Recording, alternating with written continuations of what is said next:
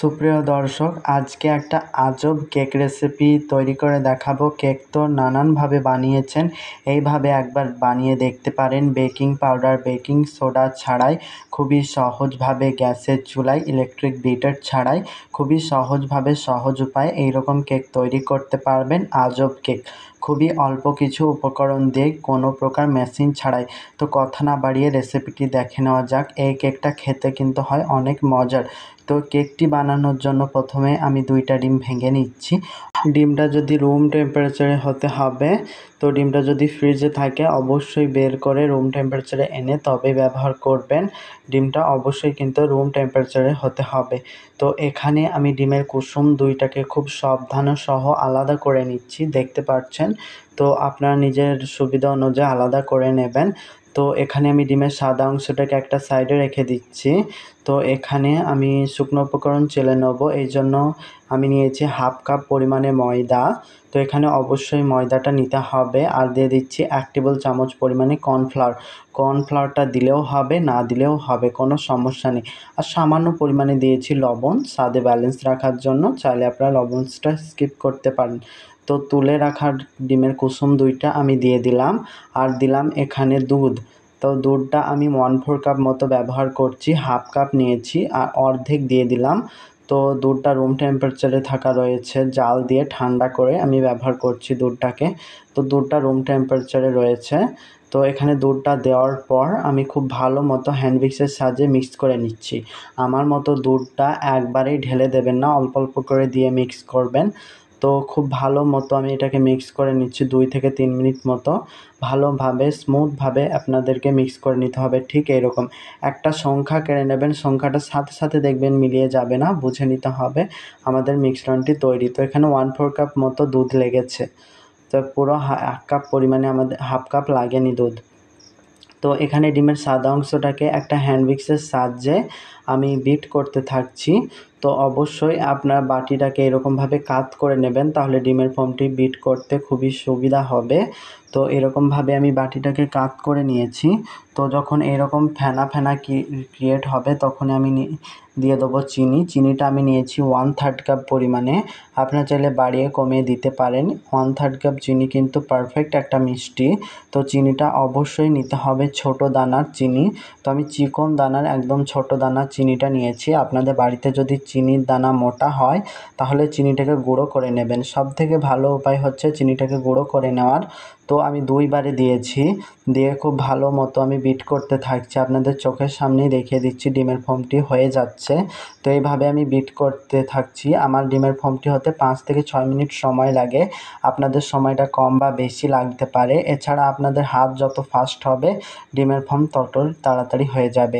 যখন ডিমের ফোমটা দিয়ে এরকমভাবে আপনার হ্যান্ড উইক্স দিয়ে তুলে দেখবেন ডিমের ফোমটি সহজেই পড়ে যাচ্ছে না, হিলিয়ে দেওয়ার পর পড়ে যাচ্ছে এবং স্থায়ীভাবে টিকে থাকছে, তাহলে বুঝে নিতে হবে ডিমের ফোম পারফেক্ট। তো এখানে আমি যে মিশ্রণটি মিক্স করে রেখেছিলাম ওর মধ্যে আমি 1/2 চা চামচ মতো ভ্যানিলা এসেন্স, 1/4 টিস্পুন মতো মিল্ক এসেন্স দিয়ে মিক্স করে নিচ্ছি। তো আপনারা যে কোনো এসেন্স দিতে পারেন, আমি মিল্ক এসেন্স দিয়েছি যাতে দুধের একটা সুন্দর সেন্ট আসে বলে, মানে সুগন্ধ আসে বলে। তো আপনারা চাইলে স্কিপ করতে পারেন। তো ডিমের কিছুটা ম্যারাং আমি দিয়ে দিচ্ছি এই উপকরণের সাথে। তো খুবই আলতোভাবে এক পাশ দিয়ে ঘুরিয়ে ঘুরিয়ে মিক্সটা করে নিচ্ছি। অবশ্যই খুবই আলতোভাবে এক পাশ দিয়ে ঘুরিয়ে ঘুরিয়ে কাজটা করতে হবে, তা না হলে ডিমের ফোমটি বসে যাবে। তো আমি অল্প দিয়ে খুব ভালো মতো আলতোভাবে মিক্স করে নিচ্ছি। তো আমাদের যতটা ডিমের ফোম তৈরি করেছিলাম এবার আমি সবটুকুই দিয়ে দিচ্ছি। তো এরকমভাবে সবটুকুই আপনারা দিয়ে দেবেন। তো দিয়ে দেওয়া হয়ে গেলে সেম পদ্ধতি অবলম্বন করে খুবই আলতোভাবে ফোল্ডিং মেথডে এক পাশ দিয়ে ঘুরিয়ে ঘুরিয়ে মিক্স করে নেব। তো মিক্স করার পার্টটা আমি কিন্তু একটুকুনও কাটিনি, আপনাদেরকে দেখিয়ে দিচ্ছি কিভাবে মিক্স করতে হবে। তো এক পাশ দিয়ে ঘুরিয়ে ঘুরিয়ে খুবই আলতোভাবে মিক্স করে নেবেন। যেহেতু বেকিং পাউডার, বেকিং সোডা ছাড়াই কেক তৈরি করে দেখাচ্ছি, গুরুত্বপূর্ণ হচ্ছে এই ডিমের ফোম। ডিমের ফোমটা যদি বসে যায় কখনোই আপনাদের কেক পারফেক্ট হবে না, কেকটাও বসে যাবে। এই কেকটা খেতে খেতে কিন্তু অনেক মজার হয়। এই কেকটা দিয়ে আপনারা ডেকোরেশন করতে পারবেন না, এই কেকটা দিয়ে আপনারা এরকমই খেয়ে নিতে পারবেন। যদি ডেকোরেশন করতে চান, যখন শুকনো উপকরণ দিয়েছিলাম ওই পর্যায়ে হাফ চা চামচ বেকিং পাউডার আর বেকিং সোডা দিয়ে চেলে নেবেন, তাহলে সেম রেসিপি ফলো করবেন, তাহলে আপনারা ওই কেকটা দিয়ে ডেকোরেশন করতে পারবেন। তো এই তো আমি খুবই আলতোভাবে মিক্স করে নিলাম। তো মিক্স করে নেওয়া ডান। তো এখানে আমি হ্যান্ড উইক্সটাকে তুলে নিচ্ছি আর স্প্যাচুলার সাহায্যেও একটু মিক্স করে নিচ্ছি, যাতে তলায় কোনো ব্যাটারের অবশিষ্ট অংশ যাতে না থাকে। তো স্প্যাচুলার সাহায্যেও আমি আলতোভাবে একটু মিক্স করে নিচ্ছি। আর আপনাদেরকে ব্যাটারের ঘনত্বটা দেখিয়ে দিচ্ছি কতটা পাতলা। ঠিক এইরকম একটা ব্যাটারের ঘনত্ব হতে হবে, আমি দেখিয়ে দিচ্ছি। ঠিক এইরকম পাতলা, স্মুথ, সিল্কি এরকম একটা ব্যাটার হতে হবে। তো আমি এখানে 6 ইঞ্চের একটা মোল্ড নিয়েছি বা 1 পাউন্ড একটা মোল্ড নিয়েছি।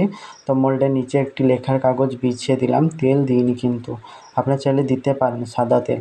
তো সম্পূর্ণ ব্যাটারটি ঢেলে দেওয়ার পর হালকা মতো ট্যাপ করে কেকটাকে বেক করতে চলে যাচ্ছি। এদিকে একটা কড়াইয়ের মধ্যে একটা স্ট্যান্ড দিয়ে ঢাকনা দিয়ে ঢেকে 5 মিনিট লো আঁচে প্রিহিট করে নিয়েছিলাম। প্রিহিট করে নেওয়ার পর কেকের মোল্ডটাকে বসিয়ে ঢাকনা দিয়ে ঢেকে লো থেকে একটু বাড়িয়ে কেকটাকে বেক করে নিয়েছি প্রায় 35 মিনিট মতো। আপনাদের সময়টা কম বা বেশি লাগতে পারে। আর ঢাকনার ওপরে ভারী কিছু চাপিয়ে দেবেন, আমি চাপিয়ে দিয়েছিলাম, সেটা দেখানো হয়নি। তো ভারী কিছু চাপালে এরকম একটা কালার চলে আসবে। আর কেকটা মাশাআল্লাহ কতটা পারফেক্টভাবে বেক হয়েছে আশা করছি দেখেই বুঝতে পারছেন। ঠান্ডা হওয়ার পর একটু দেবে যাবে, ভয় পাবার কোনো দরকার নেই। যেহেতু বেকিং পাউডার বেকিং সোডায় কেকটা তৈরি করেছি, ওভারভাবে ফুলবে কিন্তু একটু দেবে যাবে, ভয় পাবার কোনো দরকার নেই। তো দেখতে পাচ্ছেন কেকটা কতটা পারফেক্ট হয়েছে। তো মোল্ড আউট করে নিলাম। আর কেকটাকে ঠান্ডা করে তবেই মোল্ড আউট করবেন, তা না হলে কেকটা ভেঙে যাওয়ার চান্স থাকে। কেকটা এতটাই পরিমাণে নরম হয়েছে, আমি টিপতে যেয়ে ভয় পাচ্ছি যে কেকটা ভেঙে না যায়। প্রচুর পরিমাণে স্পঞ্জ সফট হয়েছে, একদম পারফেক্টভাবে এই কেকটা বেক হয়েছে। খুবই সহজ এবং খেতে কিন্তু অনেক বেশি মজার। খুবই সহজভাবে আপনাদের সাথে রেসিপিগুলো শেয়ার করে থাকি একদম পারফেক্টভাবে।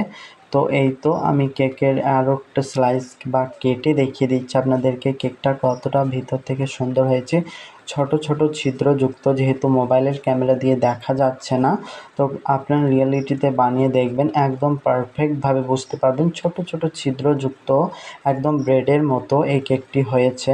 খেতে কিন্তু হয় অনেক মজার, কোনো ডিমের গন্ধ বা কিচ্ছু পাবেন না, অনেক মজা করে খেতে পারবেন এই কেকটি। তো রেসিপিটি এই পর্যন্ত, ভালো থাকবেন, সুস্থ থাকবেন।